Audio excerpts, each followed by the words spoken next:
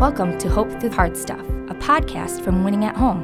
Please welcome your host, speaker, and award-winning author, Steve Norman. Welcome to Hope Through Hard Stuff. My name is Steve Norman, and my guest today is sexual therapy specialist Sarah Young. Sarah is the wife of one amazing Lance and mother to three. Yep.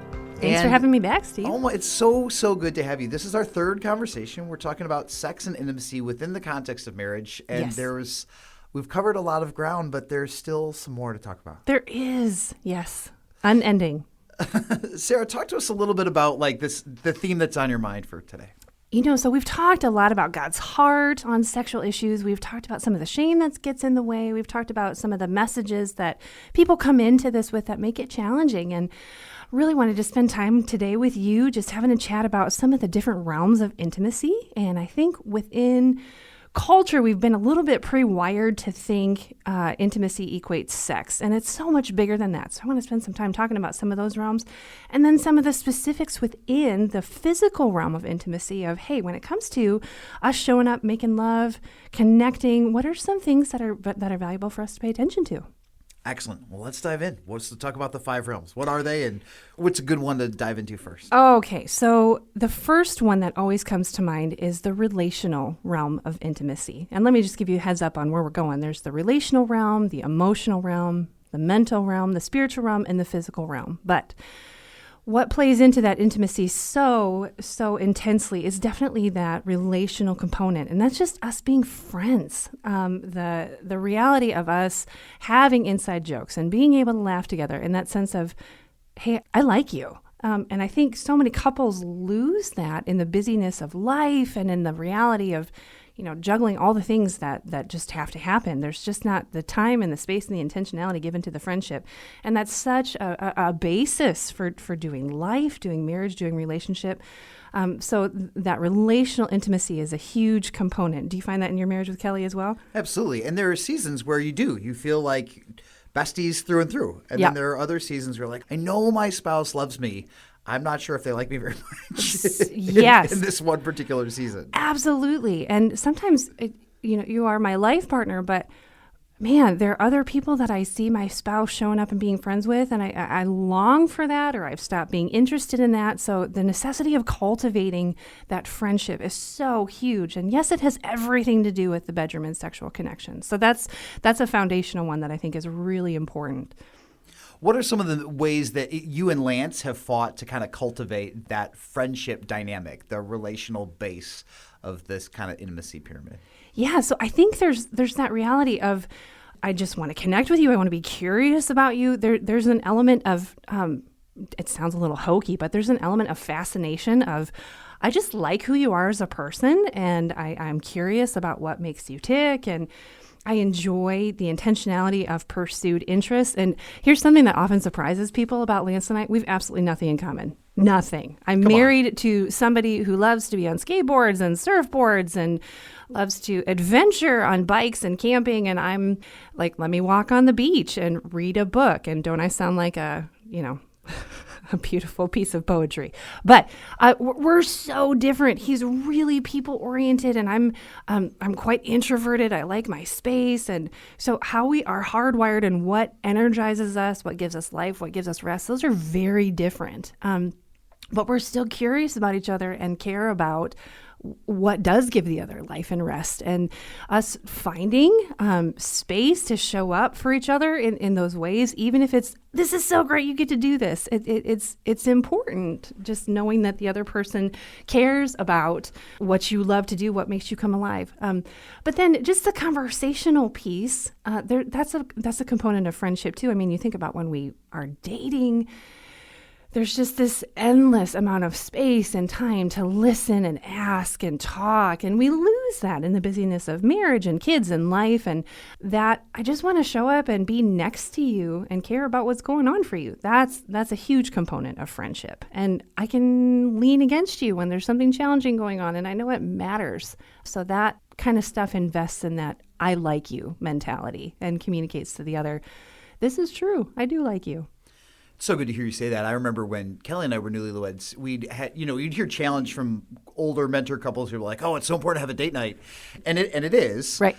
But it's when we had our kids, and then when we had 4 kids, it was like we found that like 80% of date night was talking about our kids. Yeah. And we're like, okay, wait, this is supposed to be about us. But then I can tend to be like a little bit like deep dive into like, how are we doing? And where's the relationship? And Kelly's like, can we just be? Yes. And so like there's that spectrum about like, what is date night supposed to be? Is it supposed to be like this deep dive, like solo therapy thing that we do with each other? Because that can feel a little bit heavy. So much. And then if it's supposed to be like, all right, let's do a maintenance check on kids and money and calendar, and that feels like businessy. Yeah. And there has to be time and mental space that's carved out to be able to say like, let's have fun. Yes. Yes. And it feels like if you don't fight for that, it doesn't come on accident. No, it does not. It goes way to the bottom of the priority list. But you make an important distinction there, because time together, if it's eaten up by all the taskiness, and that actually leads into the next round, which is the mental intimacy. And that has everything to do with schedules and the logistics of doing life and the finances and the parenting and who's taking who where. And I know these things about your life. I know your rhythms. I'm aware of them. I care about them. I want to be in partnership rather than competition with you around them. If there's space carved for us to do the business of marriage in that mental intimacy piece, and if that can be different or coincide with but not dominate the relational intimacy piece, but both are necessary, but giving specific attention to both, again, that's just really important. So you bring up something critical there. Sarah, you just mentioned partnership with versus competition against. Yes. What are some of the shapes that competition against can take? You know, when couples are having difficulty navigating schedules, and especially if there's a bumping of, well, how do we squeeze in this thing with the in-laws? Or, well, I thought you were taking this task or this project with this particular thing. It can become a priority of me versus a priority of us, or one of us feeling abandoned within the logistics of doing life. And that just requires good communication, valuing, hey, here's what it's about for me. Can I hear what it's about for you? And can we both value that about one another?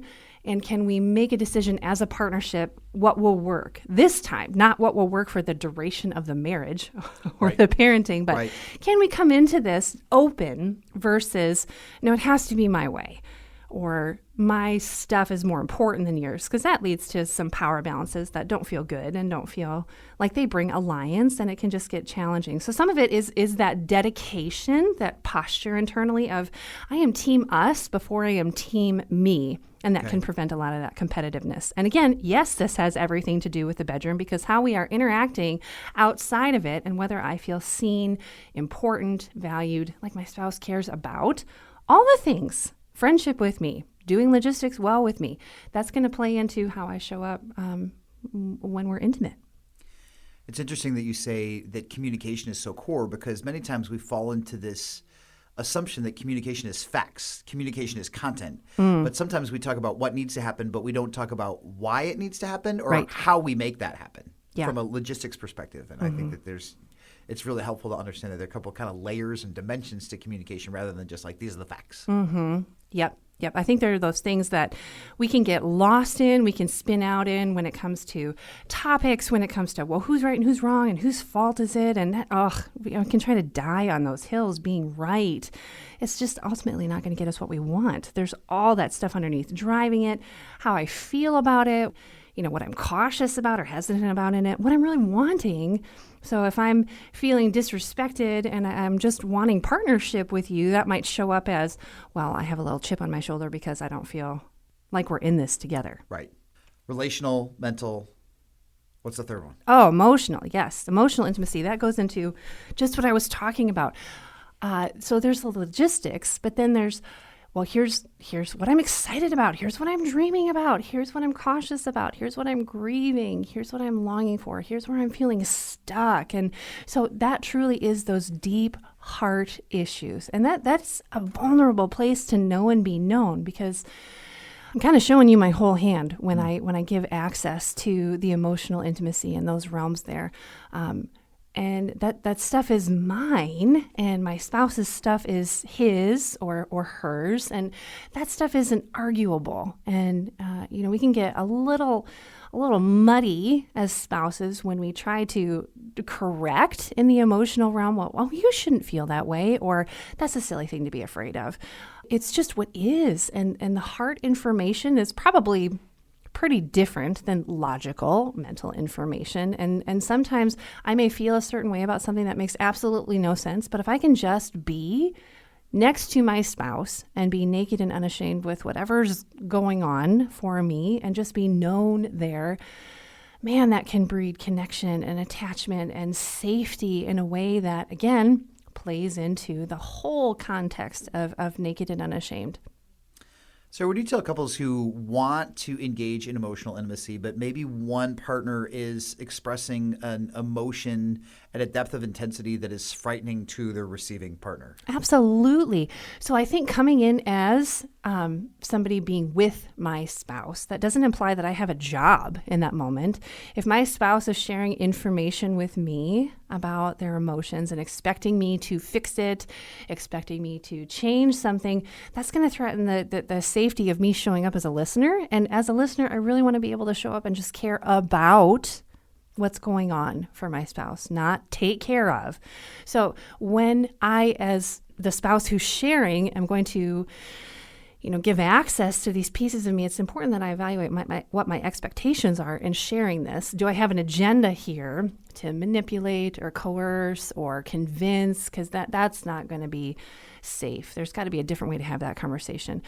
I want to go into it just to be known. That's what emotional intimacy is about. Intimacy. Into me you see. I had a colleague once say, and it's delightfully cheesy. I love it because Sure. it says it so accurately. I'm letting you see into me. We talked about, it's a conversation with myself. We talked about that in an earlier podcast. That's where a lot of this starts. And I need to be cognizant of using this information about me to try to get you to do something, because that's not going to cultivate intimacy. That's going to cultivate some of those things that we don't want, that divisiveness, that competitiveness, that might cultivate a sense of resentment, and that's going to threaten our safety with one another, our ability to be open. And my spouse is not going to be motivated to care about heart information in this emotional realm of intimacy if it's not safe. So how I show up sharing this is going to be a big part of that. So let's say that there's a partner who really does have an emotional path that they need to go down, but they're not necessarily feeling safety from their partner to do that. Sure. When is that sometimes an invitation to maybe consider talking to a counselor or a therapist? So I think if we keep trying to have a conversation and it gets us into a place that's wounding or compromising or unsafe, or oh my word, why can't my spouse just hear what I'm saying? That's not what I'm saying. What I'm saying and what they're hearing is something totally different. It's like us speaking Russian and Portuguese when we try to have this conversation. Having somebody help us get on the same page, that can be huge. So if we are chronically getting stuck when it comes to a particular topic or a particular realm of communication, man, it's worth, sitting down with a marriage therapist, any of our counselors here at Winning at Home, and maybe getting some tools to have a different conversation, because a lot of times it's not the content of conversation as much as it is the sequencing of it. Gotcha. Or the safety of it. Right. I think that sometimes partners will say like, hey, I'm expressing this anxiety or this grief or this pain, and I want or need my partner to solve it or to take it away or to hold it. And sometimes a spouse isn't in a space in their own emotional, psychological, spiritual journey where they're equipped to do that. Right. It doesn't make it their fault. No. It just means that that's where they are. And sometimes that's where having another objective party who can help kind of triangulate all the data points. Yes. They give us a clearer picture of reality. Yes, absolutely. Absolutely. And that's not a sign of weakness. That's a sign of wisdom and strength. Oh my goodness. It's normal to struggle. What's not necessarily normal is seeking a context where we can be scooching toward healthier. And sometimes having a third party present can be really helpful for that. Okay. So that's emotional, spiritual. So there's 3 components within the spiritual reality, I think. And, I'm with Dr. Steve Norman here. So speak to me, please, about what this shows up like for you and Kelly. But so there's me and my relationship with the Lord, my spouse and their relationship with the Lord. And then there's us and our relationship with the Lord. And all 3 of those realms deserve really intentional investment and journeying. My personal relationship with the Lord, that needs to trump my marriage with my spouse every time. That's God's heart. Don't have anybody else before me. So if I'm putting my spouse in God's place, that's always going to get me in trouble. And my spouse can't possibly fill in that space, right? I'm married to a human who's going to be disappointing every single day, just like I'm disappointing every day. So if I'm counting on my spouse to fill in some of those places only God can, that's going to lead me sideways. So my heart with the Lord, that informs how I show up in all of these realms, period, as well as how I show up in the rest of life. But then just a curiosity towards, what's going on with my spouse and God? What is where's their journey right now? Where is their doubt? Where is their excitement? Where is their life? Where is God challenging and unleashing my spouse? All of those things. And then there's the us, in church that's presented as, well, pray together every day, do devotions together. Man, it can be so much more exciting than that. It's not meant to be dry and stale. It's meant to be life-giving and the pulse of our relationship. So intimacy there is very powerful. And this realm of intimacy feeds into that statement that Chris McCluskey once made that, man, Christians have the potential to have the best sex lives on the planet because God has such an active narrative there and wants to speak into their oneness. He wants to be a part of that oneness, like we said in our first podcast, that Trinity piece of, this is the 3 of us together. We can't have that if we don't have the spiritual intimacy. Sarah, so this is Hope Through Hard stuff. So right. What do you do for couples who are really trying to scooch towards God and each other, but have maybe had like a painful church experience? Oh, man. Because like a community of worship can really come alongside a couple in a marriage and help them thrive. They can also be really wounding. And sometimes individuals will get wounded by the church, but sometimes the couple will get wounded by not just like a small C church, but what feels like the big C church. So what do you tell to those couples who are like, we love each other, we love the Lord, we want to take a next step, but X, Y, and Z didn't go well at our last faith community, and we're really skittish about starting over? Yeah. I would say I don't know if it necessarily has as much to do with church as it has to do with the heart of our Creator. And God is not bound by humans in a building. And I think He gets it. We look all over the New Testament, and some of those churches were deeply dysfunctional. Thank you. Yes.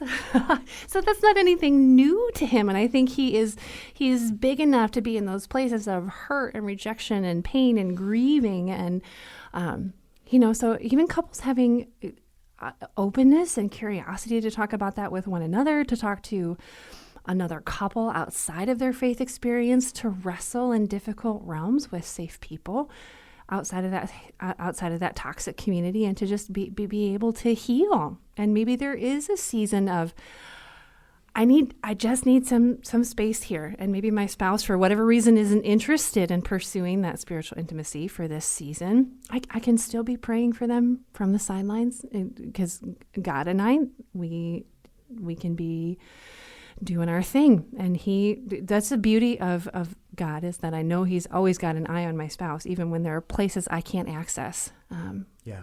So there's the waiting well within that. No, that's good. And I think one of the things that I've seen a couple that I know do is to be able to say, like, hey, let's if we're wounded, let's take 8 weeks and catch our breath, and then we're going to visit place X. See, I love that. And then we'll try that for 2 weeks. Yep. And then we'll visit place Y, and we'll try that for 2 weeks. But to be able to say, I had a friend once who was going through chemotherapy, and she said she had a great nurse who said, for 15 minutes, you can complain about how hard your life is, and then we're going to get to work. Yes. And I love it to be able to say, there's space to say, all right, this is frustrating, this part isn't going well. Yep. And now we're going to get back to work. Yeah. So there's a containment to it that can be really helpful. Okay. So the last one. Yeah, let's talk about physical intimacy. And surprisingly, I don't want to say this is at the bottom of the list, but man, when there is connection, safety, openness, and curiosity in those other 4, in the relational, the mental, the emotional, and the spiritual. Sometimes the physical just feels like a byproduct. It comes from such an authentic place because we don't have to try so hard to fabricate it.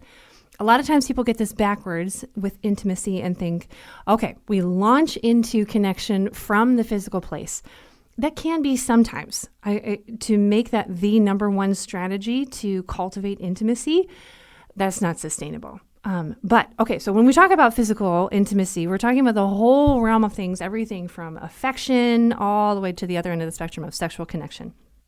We want to be able to pay attention to the entire continuum because physical affection certainly doesn't always lead to sex and is a necessary piece of just, hey, I see you. So that can be touch points throughout the day. I'm putting my hand on my shoulder when I'm on my way into the kitchen, kisses on the cheek, hugs that don't involve sex parts, just that rhythm of us engaging physically and showing affection. It's such a great thing. Non-sexual touch affirms that it's another language of affirming that, hey, I see you, you matter to me. I just like to be connected with you. And some of us are really touchy-feely people and some of us are not. Some of us have 15-foot space bubbles and just aren't the initiators of physical affection. And that's okay. But again, it's the intentionality of what's important to my spouse. And that doesn't mean suddenly that's my to-do list, but it does mean it's valuable information that warrants paying attention to. The sexual connection piece is a part of that too. But the whole spectrum of physical connection, that's a great place that needs investment. Great. So what are some other kind of thoughts or areas that are connected to this that this kind of conversation helps us jump into? I think when we have an accurate understanding of, okay, intimacy entails all of these things, then we can have a different conversation about, okay, so when we do get to the sexual connection part, what's important to be paying attention to? Because again, when relationally, emotionally, mentally, spiritually, and physically, there's investment and attention given, it sets us up to be just more fully known. I'm showing up as a 3-dimensional person in the bedroom, not with my body. Intentionality in those realms outside the bedroom just makes it easier to show up and be naked and unashamed. So we talked about some sexual myths and, just coming back to one of those. One is that, men will always show up this way, women will always show up this way, and we kind of debunked with some things, just scratching the surface of those, but how that's not always the case. There are some things applicable to both that are really important. That 3-dimensional experience is really key, not just for women, but for men too. Oftentimes the literature will tell us men showing up, the physical release is what they're after. That's not necessarily true at all. This is a whole experience for husbands as well. And so for wives to embrace that narrative, that's very different than often what we're told that, men just need release. And that's such a small way of looking at it. Husbands are often craving emotional connection just as much as wives. Sarah, thanks so much for your time today. Appreciate the conversation and can't wait for you to join us again. Thank you, Steve. You've been listening to Hope Through the Hard Stuff, a podcast of Winning at Home. Thanks so much for listening, and we'll catch you next time. Thanks for listening to Hope Through the Hard Stuff. If you liked what you heard, please remember to subscribe to it, rate and review it, and then share it with others. Winning at Home offers hope through counseling and coaching, motivational speaking, community events, and other media resources. If you believe in what we do and want to support us in our mission, consider making a donation at winningathome.com.